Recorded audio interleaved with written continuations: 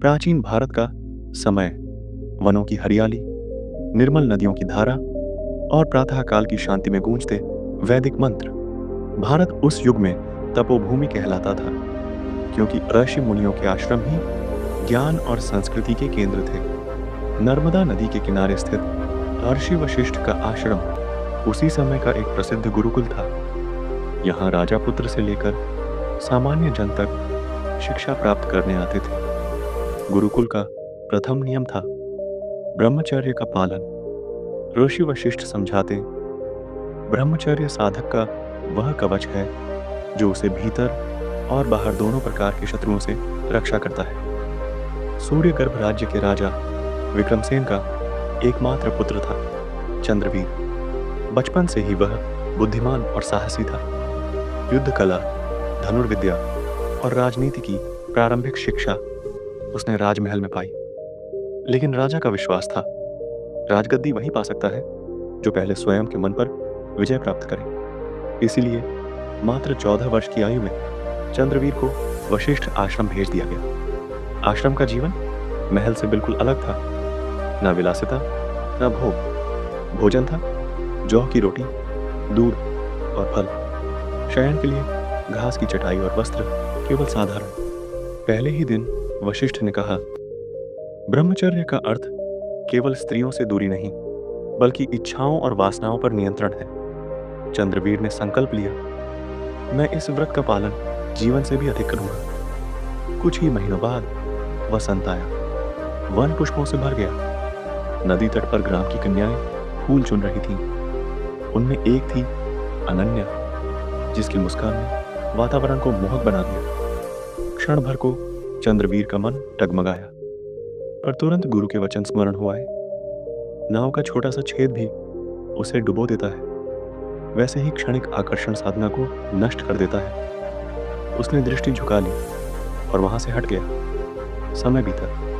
राजा विक्रमसेन अपने पुत्र से मिलने आए। वे राजसी वस्त्र, आभूषण और स्वादिष्ट व्यंजन लाए, पर चंद्रवीर ने विनम्रता से कहा, पिताश्री, जब तक मैं ब्रह्मचर्य व्रती हूं, सादगी ही मेरा आभूषण है।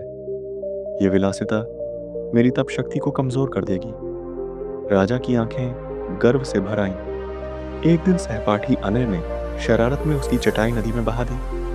क्षण भर को क्रोध उमड़ा, पर चंद्रवीर रुका और बोला, वस्त्र या आसन खो जाए तो कुछ नहीं बिगड़ता, पर यदि संयम खो जाए तो सब कुछ नष्ट हो जाता है। उसे समझ आया, ब्रह्मचर्य केवल वासना नहीं, बल्कि क्रोध और लोभ पर विजय भी है। वर्षा ऋतु में नदी उफान पर थी। विद्यार्थियों को जंगल से लकड़ियां लानी थी।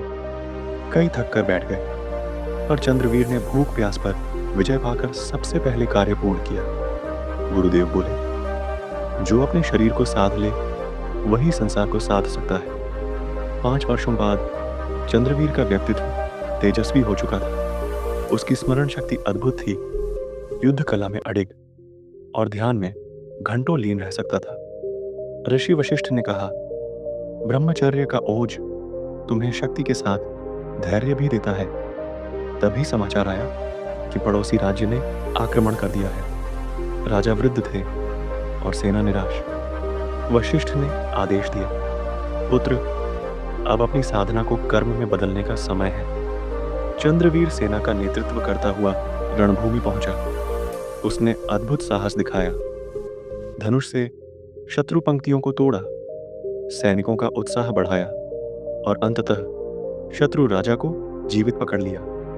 लोगों ने पूछा, उसे मारा क्यों नहीं? चंद्रवीर ने कहा, जिसने अपनी इंद्रियों पर विजय पाली हो, वह शत्रु को भी करुणा से जीत सकता है। यही है ब्रह्मचर्य की सच्ची शक्ति।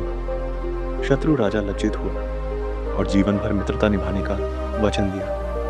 चंद्रवीर ने राजगद्दी संभाली, पर अपने आश्रम जीवन को कभी नहीं भूला।